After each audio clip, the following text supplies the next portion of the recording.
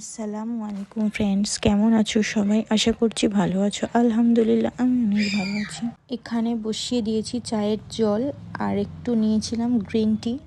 আমি এই যে দুধের প্যাকেটটাও কেটে নিয়েছি, দুধটাকে দেবো। এই যে আগে জল তুলে নিয়ে আমি একটু গ্রিন টি বানিয়ে নিয়েছিলাম।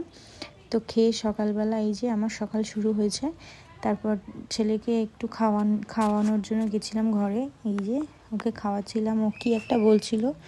তারপর খাইয়ে আমি রান্নার এদিকে চলে এসেছিলাম। এই যে এখানে টমেটো, পটল আর পেঁয়াজ কাটা আছে।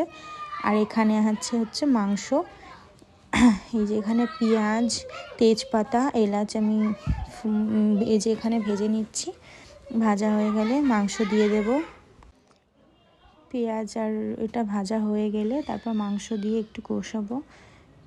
আর এদিকে বসিয়ে দিয়েছিলাম, একটা তেঁতুল ছিল, তো ওটা আমি সিদ্ধ করে নিচ্ছি। একটু চাটনি বানাবো।